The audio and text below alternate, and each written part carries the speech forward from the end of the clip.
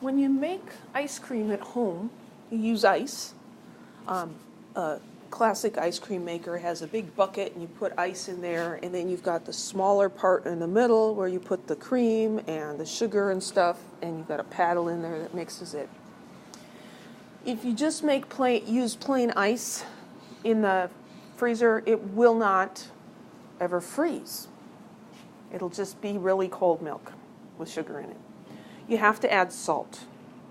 When you add salt to the ice, it makes the ice colder. Does that seem wrong? Yeah, that does seem wrong. There's a lot of things. You start looking at them and you're like, wait a minute, how does that even work? We're actually going to make ice cream next week.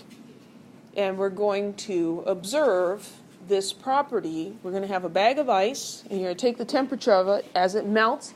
It's at 0 degrees Celsius. And then you dump a bunch of salt in there, and the temperature drops. It's really weird. The reason it drops is it changes the freezing point. And we can talk about exactly how that works when we do it. It causes the freezing point to change. So we call that freezing point depression because the freezing point goes down. That is one of several colligative properties. These are properties that depend on the number of particles that are dissolved in a solution. They don't depend on what those particles are. So the identity of the particle doesn't matter, it's just the number of particles. When we talk about electrolytes versus non-electrolytes, we need to be careful because when you take 1 mole of an electrolyte like sodium chloride and you dissolve it in water, you get 2 moles of particles. A mole of sodium ions and a mole of chloride ions. If you take a mole of sugar and dissolve it in water, you have 1 mole of particles because the sugar doesn't ionize, it just dissolves. So we have to specify electrolytes or non-electrolytes. The vapor pressure of a solution will be lower than the vapor pressure of the pure solvent. So here we have a closed container. We have our, let's say this is water, and we get a dynamic equilibrium going on here, and so we have some water in the gas state. It can't leave because there's a watch glass up here. And so some of it is evaporating and some of it is condensing back into the liquid, and we have a vapor pressure, right? When we add a solute to the water, these little, come on, pointer, I'm over here now. You know, this thing just has a mind of its own, doesn't matter where I point, okay, whatever. In the middle beaker, we see the little red spheres. Those are representing solute particles. The solute particles interferes with the evaporation of the solvent. They get in the way. So, you know, in the Red Rover analogy, this is like a bunch of people just kind of standing in the middle of the field. It makes it harder for the runners to break through the line because there's people blocking. They're in the way. So the rate of vaporization is reduced. The rate of condensation remains the same. And so when these equalize, you're going to have fewer particles, still stuck over there, fewer particles in the gas state, and so a lower vapor pressure. Does that make sense?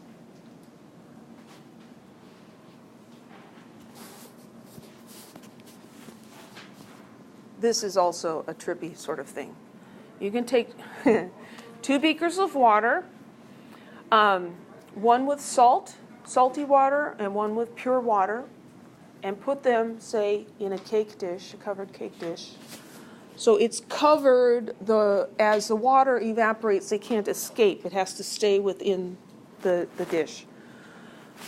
And after an amount of time passes, and it might take a couple days because this isn't a fast process, what you observe is that the level of liquid in the beaker with the salty water has gone up, and the level of liquid in the pure water beaker has gone down. Water has moved through the air from one beaker to the other beaker. Is that crazy? I think that's crazy. The vapor pressure of the solution is lower than the vapor pressure of the pure water. So this is an increase in entropy. We've got this tendency towards mixing, of spreading out of the energy. We can also explain this in terms of the equilibrium. The rate of condensation into both beakers is the same. So water evaporates. We've got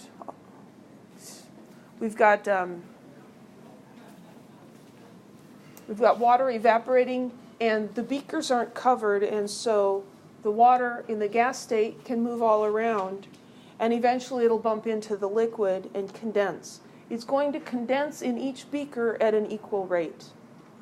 But in the beaker with the solution, the evaporation is slower because of those solute particles. They're in the way. So the rate of evaporation here is less than the rate of condensation.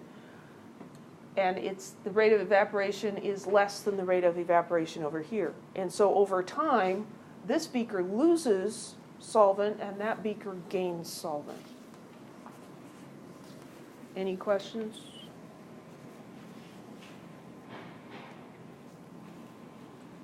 Of course, we can quantify the vapor pressure for a solution. Okay, I have to fix this. So Raoult's law quantifies the vapor pressure of a solution. The vapor pressure of a solution is equal to the mole fraction of the solvent times the vapor pressure of the pure solvent. You can also calculate vapor pressure lowering using this equation where you've got the mole fraction of the solute. So that equation is all very nice and everything, but you can actually do everything you need to do with this one. So I'm going to ignore that, the one at the bottom. So one way you can think about this to help you remember it and help it make sense. So here's the vapor pressure of the pure solvent. If the mole fraction of the solvent is 1, then you have the pure solvent. And you have 1 times the vapor pressure of the pure solvent, and you get the vapor pressure of the pure solvent. If the mole fraction of solvent is less than 1 because you put some solute in there, that's going to lower the vapor pressure. The mole fraction is going to be less than 1, and so the pressure is going to get cut by the same factor.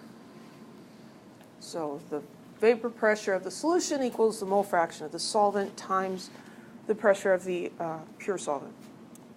So let's do a problem. Calculate the vapor pressure at 25 degrees Celsius of a solution containing 55.3 grams of ethylene glycol and 285.2 grams of water. The vapor pressure of pure water at 25 degrees Celsius is 23.8 torr. This 23 degrees doesn't come into our calculation. We just need to know that so that we can use the correct vapor pressure of pure water, because vapor pressure depends on temperature. So the vapor pressure of the solution is equal to the mole fraction of the solvent, here the solvent is water, times the vapor pressure of pure water. Well, we're given the vapor pressure of the pure water, it's right here. So what we need to do is calculate the mole fraction of water. So we need moles of water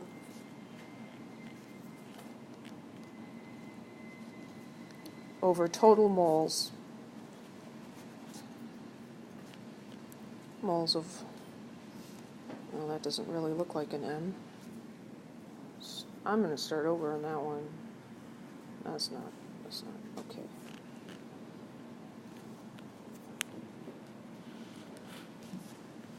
Plus the moles of ethylene glycol, which is too long, and so I'm going to call it EG, ethylene glycol. We're given masses of each of the components. So we take the mass of, let's do water first, 285.2 grams of water. We have to convert to moles. Molar mass of water is 18.016.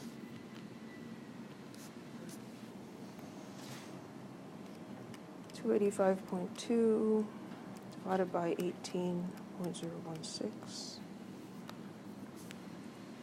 So 15.8303 moles. And then for the ethylene glycol, we've got 55.3 grams. And we need to get the molar mass of ethylene glycol. We've got the formula there. You can add those individually, or you can combine them. Make sure that you count correctly.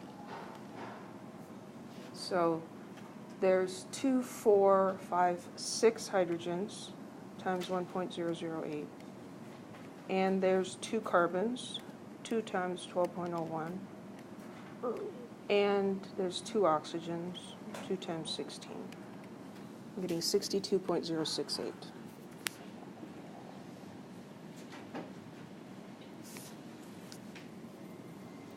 So 55.3 divided by that, 0.89095 moles of ethylene glycol.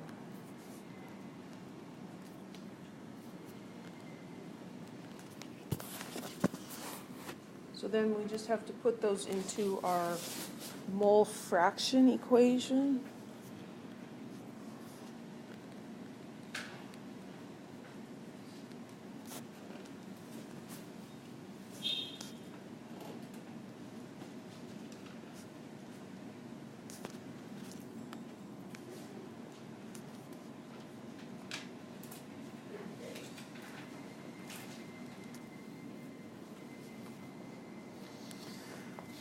So when we do that, 15.8303 divided by the quantity 15.8303 plus 0.89095,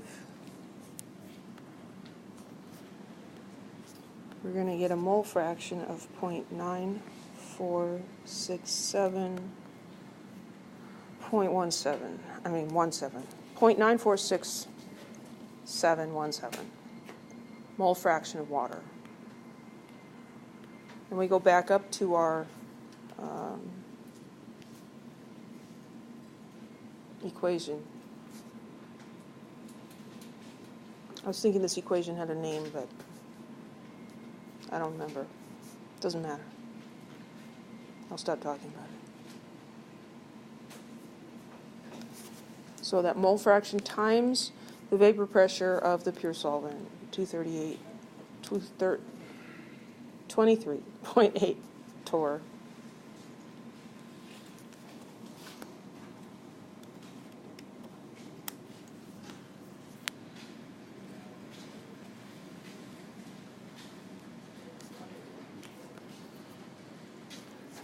It's going to have 3 sig figs, 22.5 torr.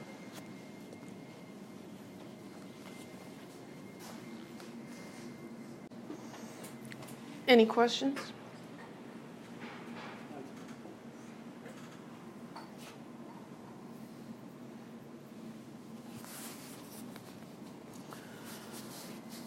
If the solute is volatile, meaning it evaporates easily, it's going to have its own vapor pressure, and so it's going to contribute to the vapor pressure of the solution. You got a vapor pressure from your solvent, and you also get a vapor pressure from your solute. Yeah, it did have a name, Raoult's law. In an ideal solution, Raoult's law is observed at all concentrations. So then the total pressure above the solution is the pressure from each of the components. They each contribute. Non-ideal solutions do not follow Raoult's law because of the interactions between the solvent molecules and between the solvent and the solute molecules. So let's look at what happens. 3 graphs here. Vapor pressure increasing, mole fraction of component A increasing. So we see A is red. As the mole fraction of A increases, the vapor pressure of it goes from 0 up to the vapor pressure of the pure substance. When the mole fraction of A is 0, then the mole fraction of B, the other component, is 1. As the mole fraction of B decreases, its vapor pressure goes from the vapor pressure of pure B down to 0. When you have an ideal solution, the vapor pressure of the solution, here in purple, because purple is a combination of red and blue, is just the sum of the, like at point 2, you take this amount, this vapor pressure, plus the vapor pressure of this one, and that will equal the purple line. And so you'll have a linear thing here. When it doesn't obey Raoult's law, it's because of interactions. So if we have the solute and the solvent really getting friendly with each other, they really like each other, that's going to reduce the vaporization, right? It's like, we had our affiliations with our other solvent molecules, and we had our vapor pressure, but now there's these solute molecules, and we like those even more, so the rate of evaporation goes down. And it goes down for both of them. So for component B, we see a curve here instead of a straight line. And for A, we also see a curve. And it's lower than what is predicted by Raoult's law. The total vapor pressure is still the sum, but you can't calculate the individual vapor pressures using Raoult's law. And so what we end up with here is this big dip, a saggy relation here.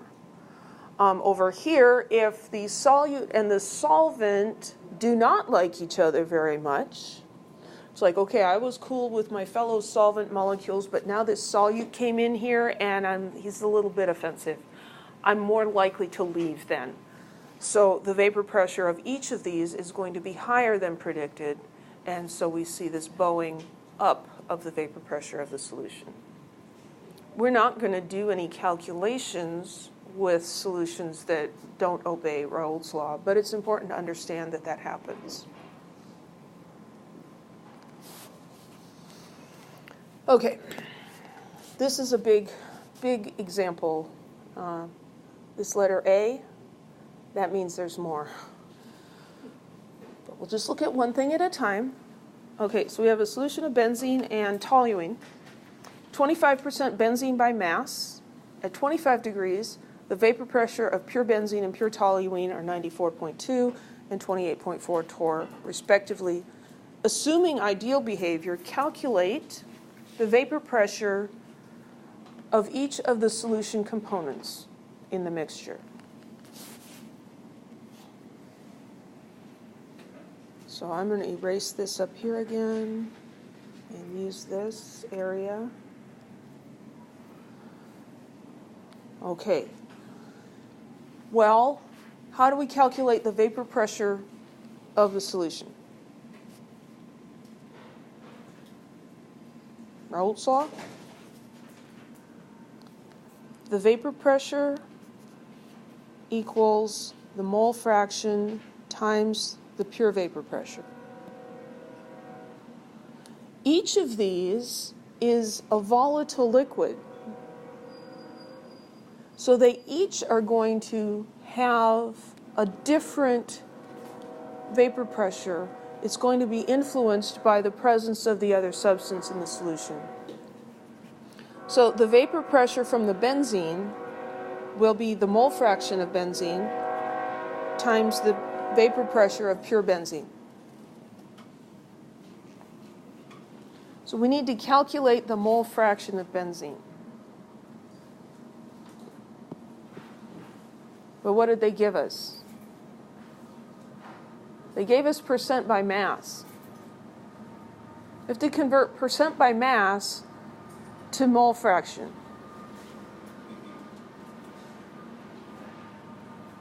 Yeah. So let's do this.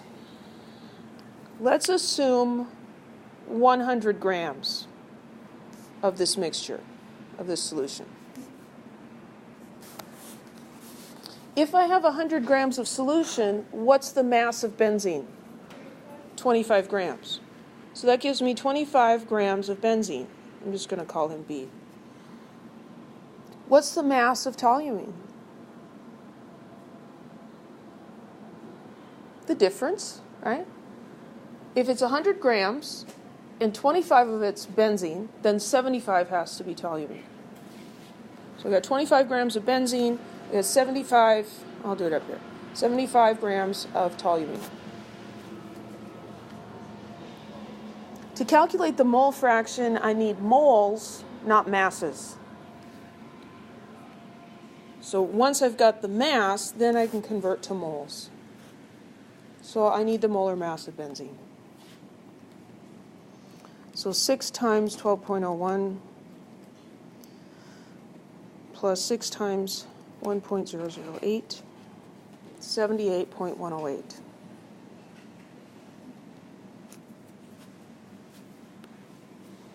So 25 divided by 78.108, 0.32006 moles of benzene.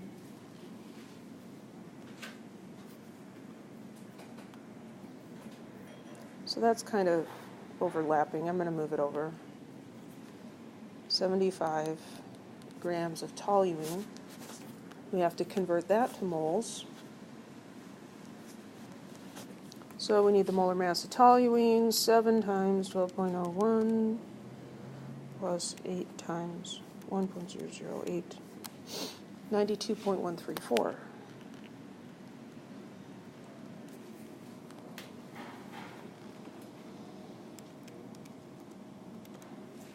.81403.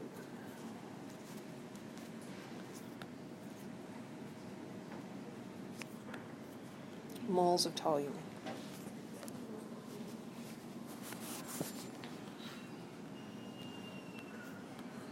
Okay, so now we can calculate the mole fraction of benzene.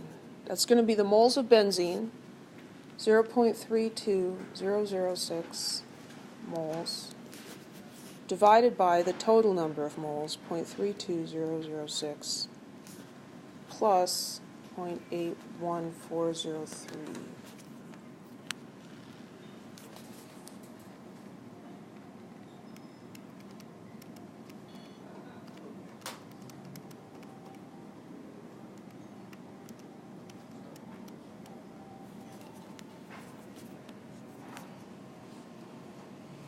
I'm getting 0.28221.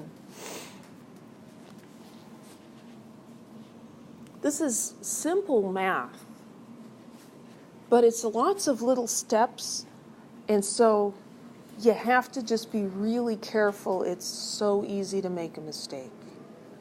And that's why you need to be able to organize your thoughts, organize your work, write stuff down so you can see what you did.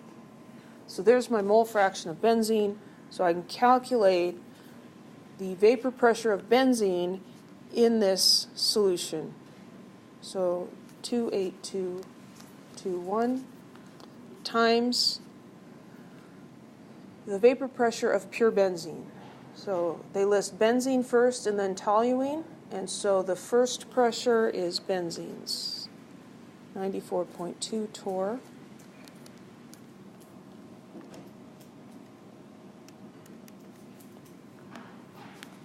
So we get 26.584 torr, or 26.6. That's the partial pressure of benzene. Any questions? They also want to know the pressure of the toluene.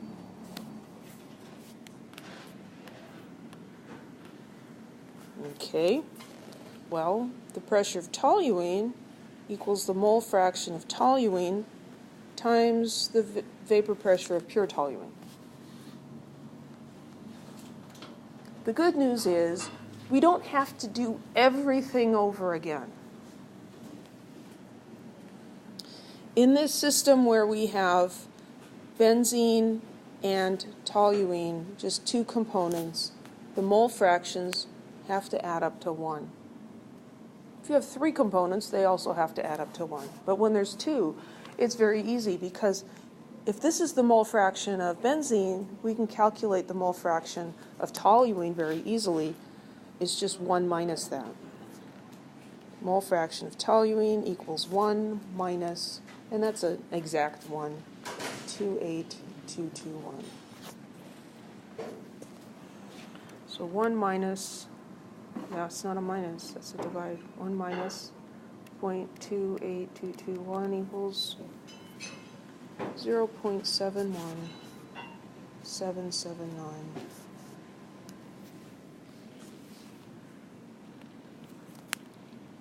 Partial pressure of benzene, take the mole fraction of, toluene. Mole fraction of toluene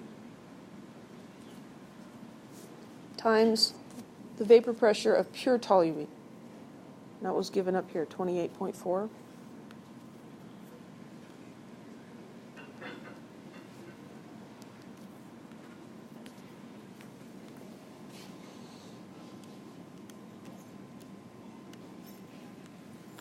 And that gives us 20.385 or 20.4 torr. So, I have 2 answers there.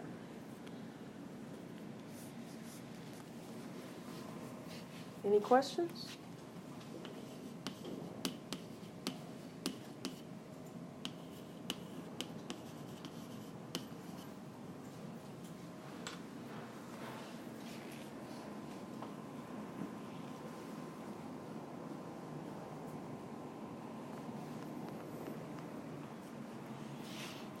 Part B, calculate the total pressure above the solution. Well, the total pressure is just the pressure from each component. Just add them together. Yeah. So the total pressure, capital T, equals the pressure from the benzene plus the pressure from the toluene, lowercase. So the pressure of benzene was 26.584 torr, and from the toluene it was 20.385. I cheated and wrote those numbers on the board.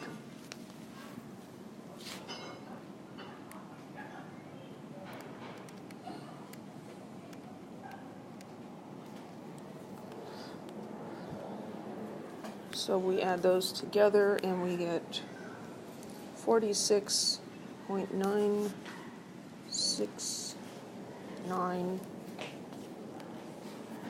So that rounds to 47.0 torr. That's the total pressure from the benzene and the toluene. Any questions? That seems like a piece of cake compared to the first one. Part C. Calculate the composition of the vapor in mass percent. So for this, we have to remember back to chapter 5, where we talked about gas mixtures. And we learned that the partial pressure of a gas in a mixture, we'll call this the benzene, is equal to the mole fraction of that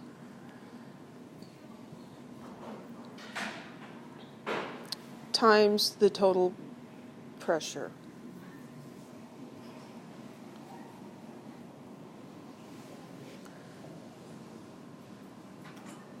So this is the partial pressure of the benzene. We know that. We calculated that already, right? The 26.6 torr. We know the total pressure is 47 torr. So we can use those pressures to calculate the mole fraction of benzene in the vapor. The mole fraction of benzene in the vapor could very well be different than what's in the solution. So mole fraction of benzene equals the pressure of benzene divided by the total of pressure. So 26.584. You know what? I'm just going to use the rounded ones. 26.6 torr divided by 47 torr. So the mole fraction there, 26.6 divided by 47. This is a 7, not a 2. 0.56595.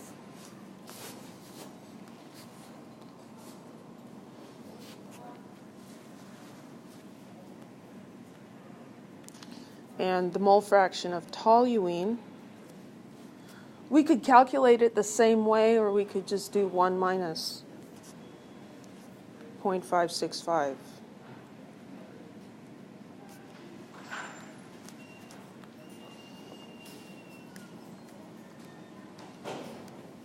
I'm sorry, 0.43404.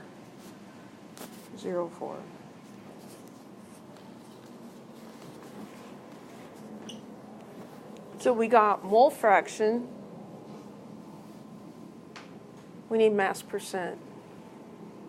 We converted mass percent to mole fraction before, so it must be possible to go the other way from mole fraction to mass percent. This is going to require that we assume something again. So let's just say we're looking at 1 mole of the mixture. Then we would know how many moles of benzene and how many moles of toluene. We could convert those to masses and then find the mass percent. So we are going to assume that we have 1 mole of gas mixture.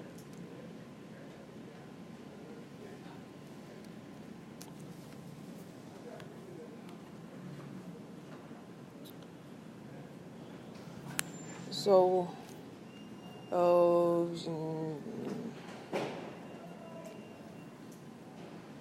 this is easier on paper when you can just turn the page. So I'm going to make some space up here. So assuming 1 mole of mixture, then I have 0.56595 moles of benzene. And I need to go to grams of benzene. So we need that molar mass again.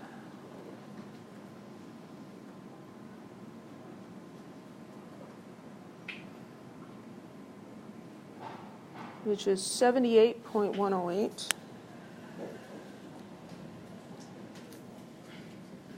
And while I'm there, I'm going to write down the molar mass of toluene.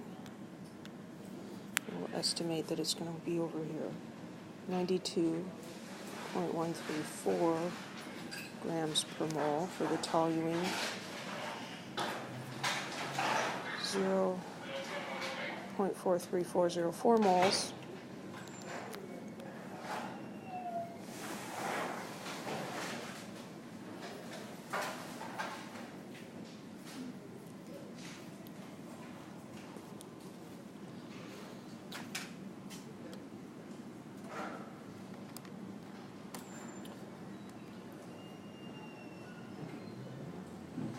Okay. 0.56595 times 78.108. So that would be 44.205 grams of benzene. 0.43404 times 92.134 39.989 grams of toluene.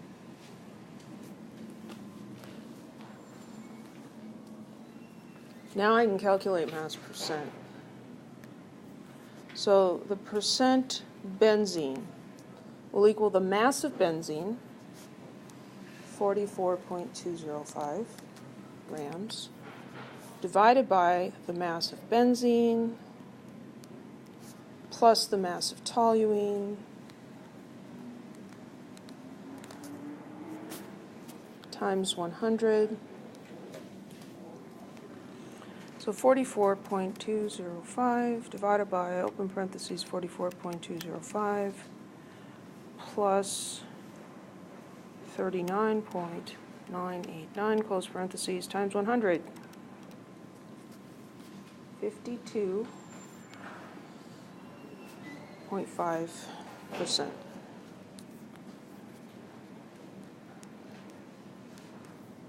So that's one answer. Do we have to do a lot of calculating to get the percent of the other one?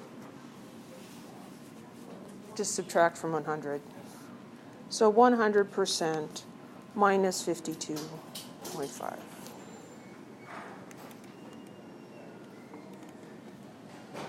Whoops. Did that wrong. 47.5.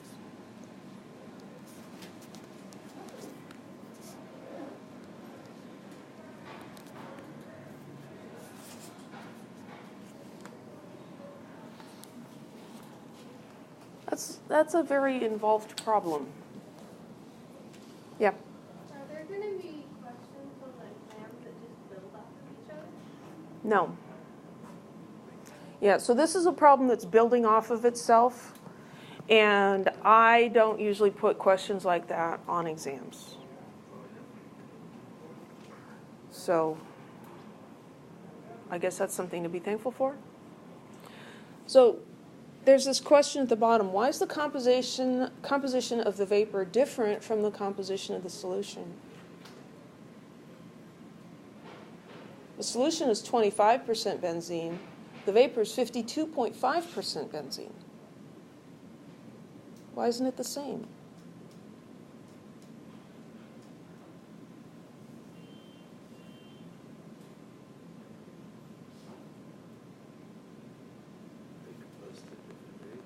Pardon me? They evaporate at different rates. Yeah. So the benzene must evaporate much more easily, and that is indicated by its higher vapor pressure. So the benzene has a vapor pressure of 94 torr, and the toluene's 28. So the toluene doesn't evaporate as easily. It's not as volatile. And that's why the composition of the vapor is different than the solution. Any questions?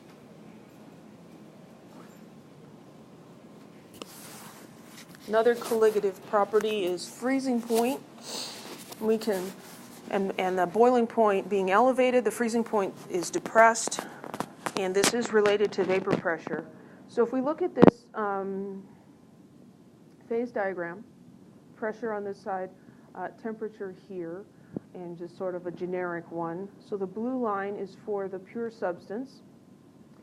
When we add something to that, it lowers the vapor pressure. So this curve here is lowered, and this curve over here moves away as well. The vapor pressure affects the boiling point. So the boiling point is the temperature at which the vapor pressure equals atmospheric pressure. So if the vapor pressure is lowered, that means you have to get to a higher temperature to achieve boiling. So the boiling point gets elevated. The freezing point, or melting point, becomes lower. So we've got freezing point, depression, boiling point, elevation. I used to have a hard time remembering. I knew they moved, but I couldn't remember which one went up and which one went down. They move away from each other. So the effect is that this thing will remain a liquid at a wider range of temperatures.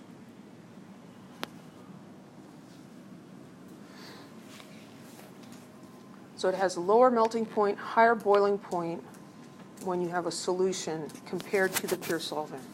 So we can calculate those changes. The change in the freezing point, or the freezing point depression, equals the molality times a constant. We use molality here because these are happening at different temperatures. Molarity is temperature dependent, and so we use molality instead. So the molality times a constant. It's called the freezing point depression constant, and that will be specific to the solvent. So you find those in a table like this. This gives, for several different solvents, the normal freezing point and the freezing point depression constant. The units are degrees Celsius per molal.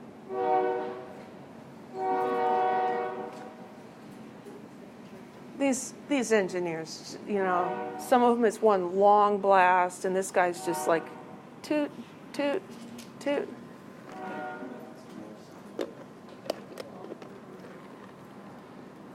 Is he done? I think he's done.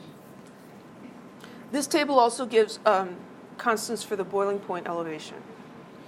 The units here give you a big clue. Like if you forgot the equation, this constant, degrees Celsius per molal. Oh, maybe I need to multiply by molality to get the change in the temperature.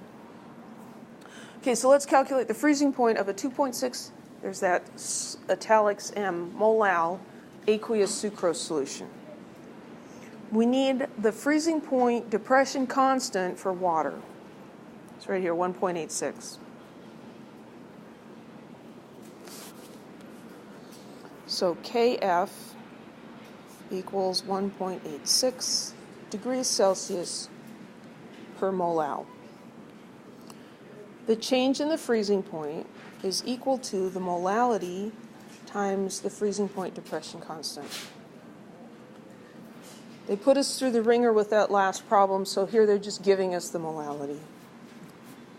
2.6 molal sucrose times the constant, 1.86 degrees Celsius per molal. Those cancel out.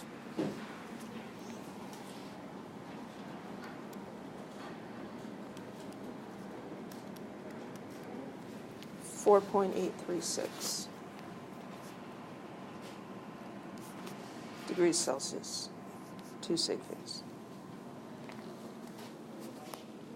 Is that the freezing point? No, that's the change in the freezing point. Does the freezing point go up or down when you add a solute? It goes down. This change in freezing point is always expressed as a positive number. I don't know why. They just do it that way, so we have to go along with it.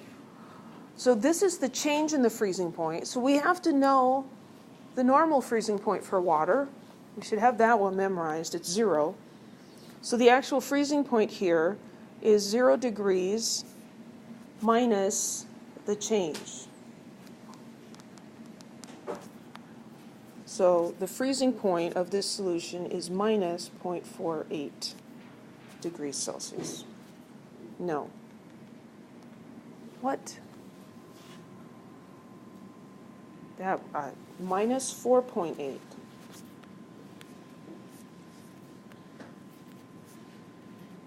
Any questions?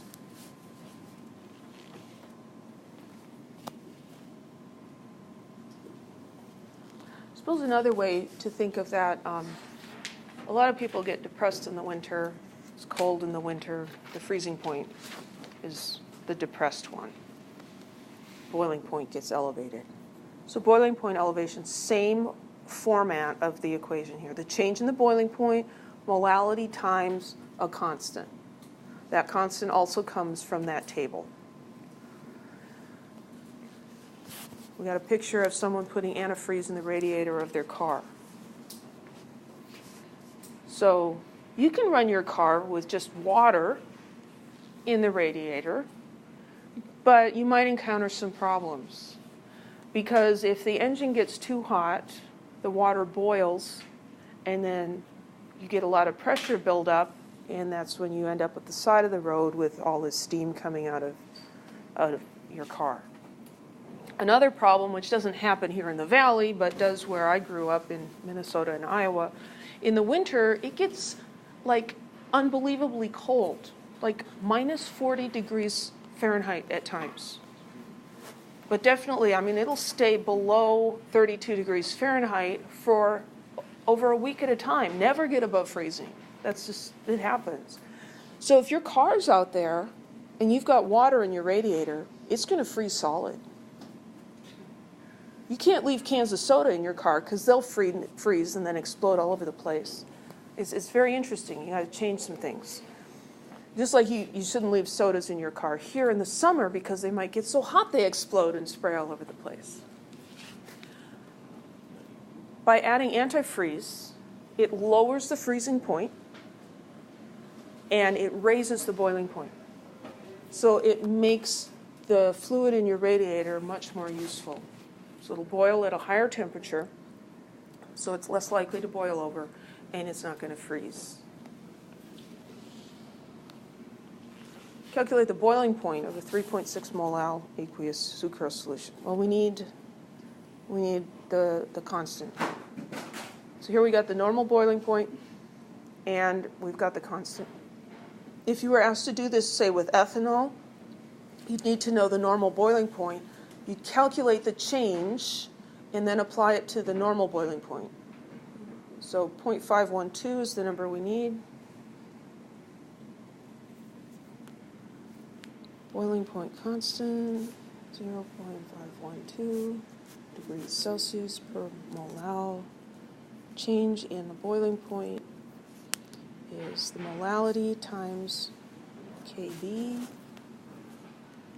3.60 molal times 0.512 degrees Celsius per molal.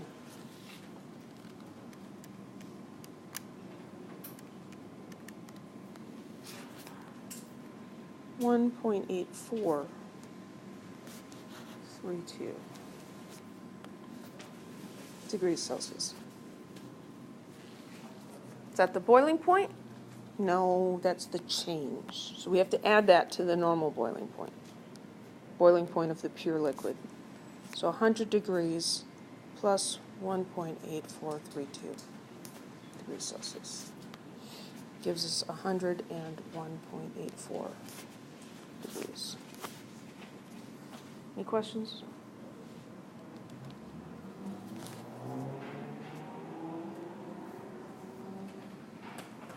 This is a section that goes on and on and on. Osmotic pressure. Osmosis is the flow of solvent from a solution which has a lower concentration to one that has a higher concentration. This is the process by which seawater, if you drink it, causes dehydration. A semi-permeable membrane, semi means part, so it's somewhat permeable. It allows water to go through and not larger things. It's not always water, but the membrane is permeable to some things and not to others. Biological cells rely on semi-permeable membranes to function, so you've got lots of these in your body. So we can make an osmosis cell. Here, this tube, we used to call these U-tubes. Now that's something else. A U-shaped tube, and we put a semi-permeable membrane in the middle at the bottom to keep the two solutions separated. We've got, say, a salty solution on this side, one that has solute dissolved in it, and over here, pure solvent. We just go away and come back later, and what's happened is the water level on this side has gone up and the water level on this side has gone down. Because the water can go through the membrane, the solute particles cannot. And so this tendency towards mixing causes the water molecules to go over here into the more concentrated. We can also think of this happening in terms of the solute particles interfering and an equilibrium process. So the water can go both ways, but when it's returning to the pure side, the solute particles get in the way. And so water moving towards the right is slower than water moving towards the left. And so the moving towards the left predominates and the water level rises on that side. Well, if we have a tube like this where the levels of the liquid are different, when we were talking about gas laws, we used mercury in a tube like this, and we could measure a difference in pressure. So the difference in these heights represents a pressure. It's called the osmotic pressure. And you can think of it as the amount of pressure you would need to apply to this side to prevent the osmosis from happening. What if you put more pressure than the osmotic pressure?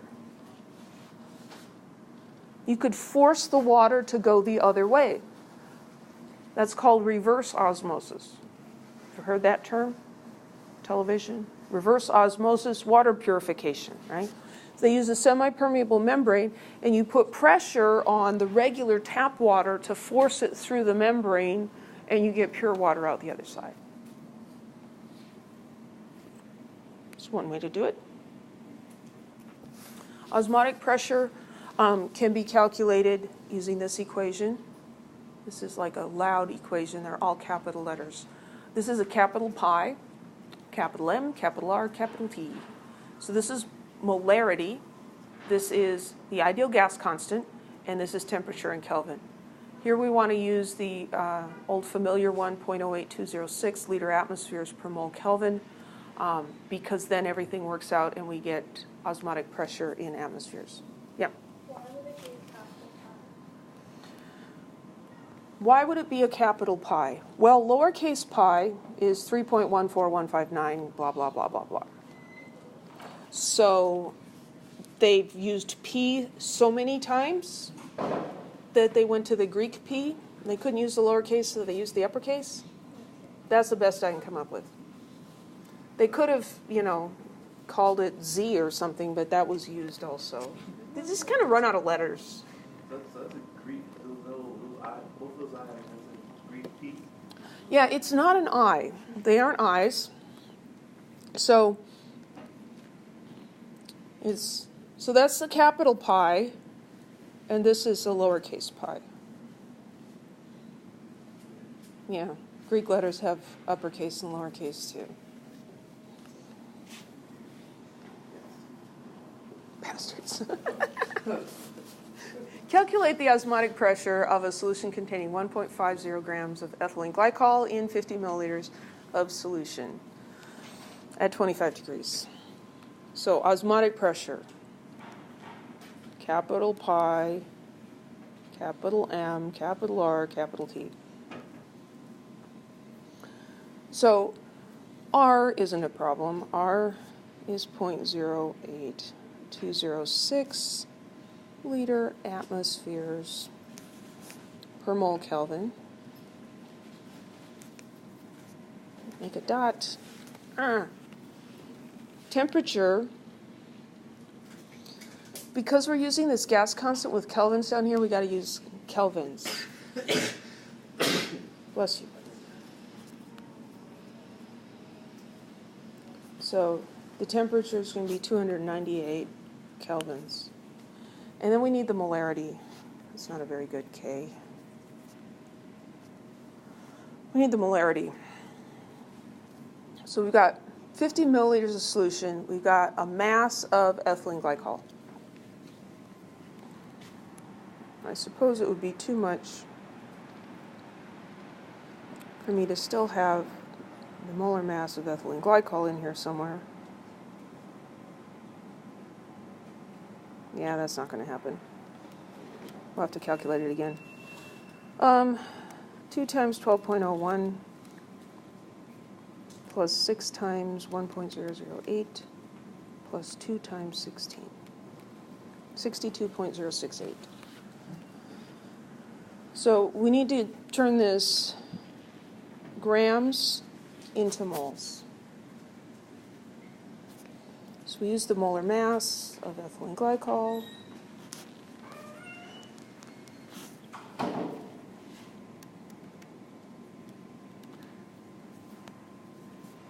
This is 0.024167 moles. We're trying to calculate the molarity, so we can plug that in.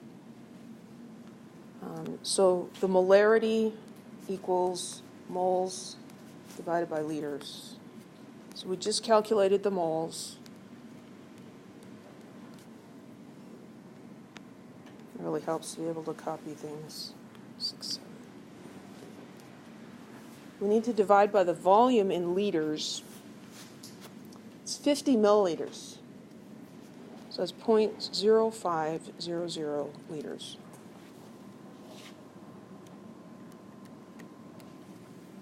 So the molarity is 0.48334.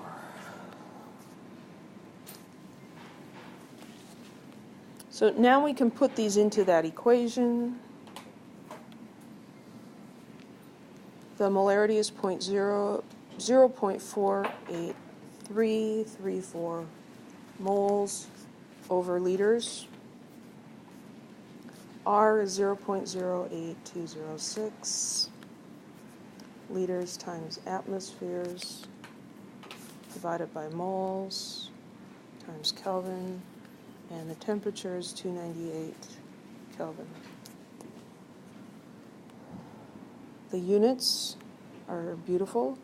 Moles cancel, liters cancel, Kelvins cancel.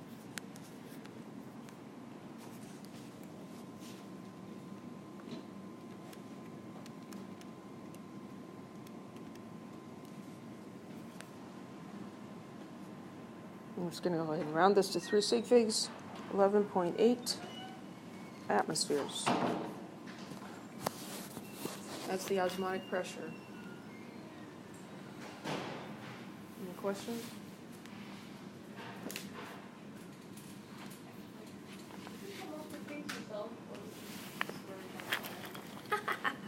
Like, where do I get the problems? From the book. Yeah. So in the textbook, they have examples, and then they have for practice. So this is for practice 13.10, and if you look in your textbook, it's in there.